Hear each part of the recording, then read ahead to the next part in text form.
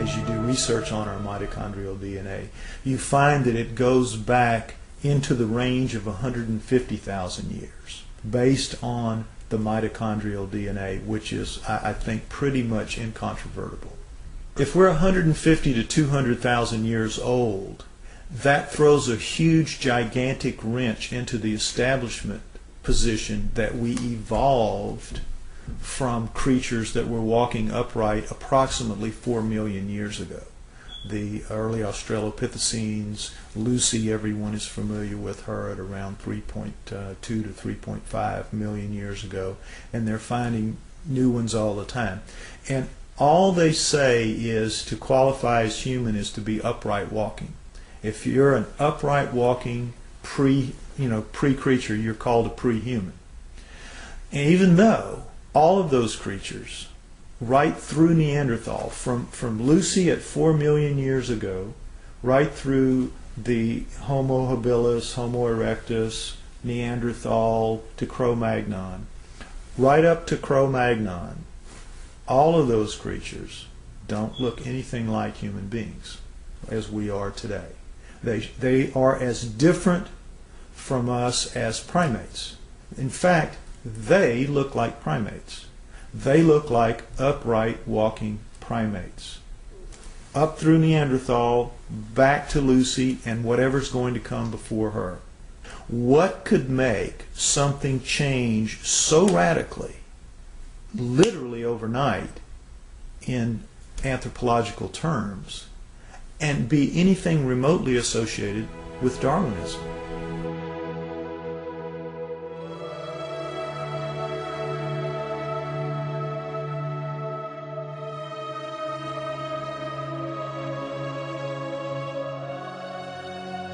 I believe, personally, that the writings of the Sumerians 4,000 years ago, as chronicled by Zechariah Sitchin in his books, The Earth Chronicles, I believe that is the most logical and reasonable explanation that there is for how we came to be. 20 some odd years ago, Zechariah Sitchin wrote The 12th Planet. In The 12th Planet, he describes ancient writings and texts by the Sumerians depicting a 3,600-year orbit of Nibiru. But the Sumerians are rarely spoken about in history books. Who were the Sumerians? And what could an ancient civilization possibly know about how we came to be? We only hear about like the Egyptians or the Mayans or the Incans, Romans, Greeks. The first culture we have on Earth were the Sumerians. And they showed up 6,000 years ago where modern-day Iraq is. It's right between the Tigris and Euphrates rivers. It was then known as Mesopatamia, Babylon, but also Sumeria, where the first culture on Earth stems. And they have left us over 100 of the first for high society to take place. For instance, stemming from Sumeria 6,000 years ago, they were the first ones to invent writing. They had a system of over 400 characters known as cuneiform text, then use a wedge-shaped stylus or an object with a wedge and would twist and turn and make all these characters that came up to about 400 characters, and they had their own complete language like an alphabet that we use today, A through Z, but this stemmed out of Sumeria 6,000 years ago, and all of the first for high society come from them. Time, the calendar, math, schools, courts, judges, systems of law, all of this originated in Sumeria, which was then known as Mesopotamia, Babylon, today's modern-day Iraq. The Sumerians are actually probably the most influential culture of the ancient world.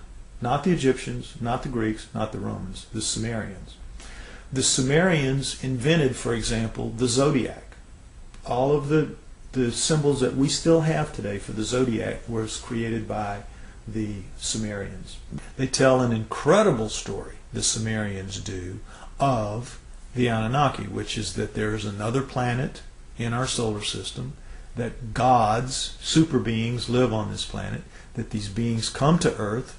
The Sumerians had a pantheon of gods, but it was living gods. They were the Sumerians worshipped living gods who lived and worked and had their lives among them. They were the Anunnaki. Among those Anunnaki, there were 12 leaders, 12 super gods, the bosses, the boss of bosses. Those 12 gods come down and are present in the Egyptian culture, in the Greek culture, and in the Roman culture. They just have different names, but they have basically the same personalities and the same functions. So it isn't that mythology begins with the Egyptians, the Greeks, and the Romans. Mythology begins with the Sumerians. Monotheism didn't kick in until the gods, the multiple gods, actually physically left. When we look at all the stories in the Bible about how God is a feared God, and if you do what God tells you, you are given the reprisal of going to heaven, or if you do wrong, you go to hell, and it's very black and white. But the Sumerians give us a lot more context into that line of thinking and how it came about in their image and after their likeness. The Anunnaki quoted to the Sumerians as saying, "We have created you in our image and after our likeness, and we were their slaves," basically, to do as they bid it.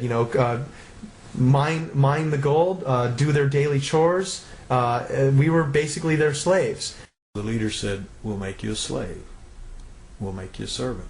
And that's the reason, the impetus, according again to the Sumerian writings, for the creation of human beings. The story of Noah is a classic that comes right out of the Sumerian texts.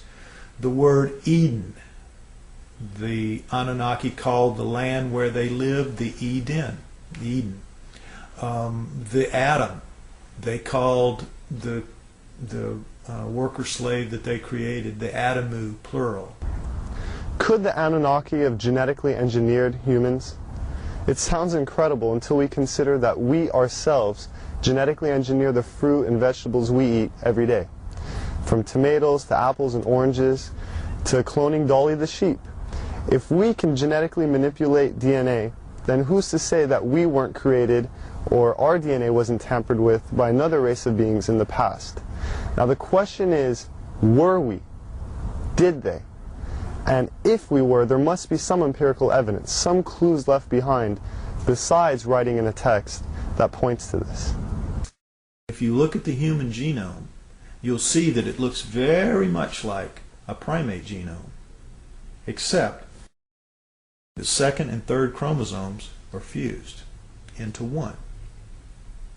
So, what does that solve?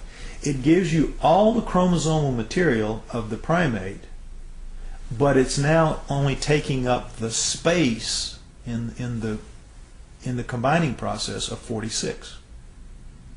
It is 46 chromosomes with 48 chromosomes of genomic material still in there. Now, how could nature do that? How could nature fuse those two chromosomes together in any length of time?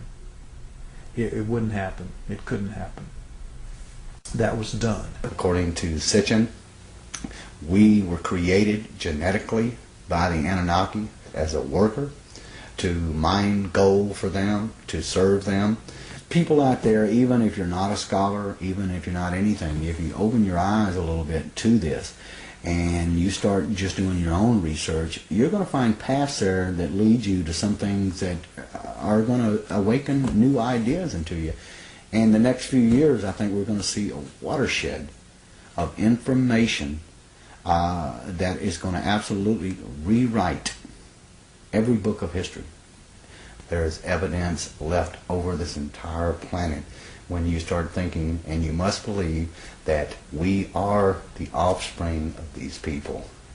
If there was a God, the God created those people before they created us. We are here because of an act of divine creation, but they were people just like us, only older, only more technically advanced. We need to rediscover that in ourselves, that we are a great civilization. We came from a great civilization. And I would tell anybody to look, open your eyes and look for it. Don't be blinded to something that's led to nothing but the slaughter of ourselves for thousands of years. And we still are at that point. We're still a warring society. When this documentary or others like it are put out there and enough people will see it, at least that will start a beacon somewhere that will start shining a little bit brighter. And so at some point we're going to see that we have a different history than what we've been given. The proof's there. Our true history may be indeed very different than what we've been taught through the ages. Whether this data has been withheld or our identities have just been forgotten, it is our responsibility now to rediscover who we are and where we're going.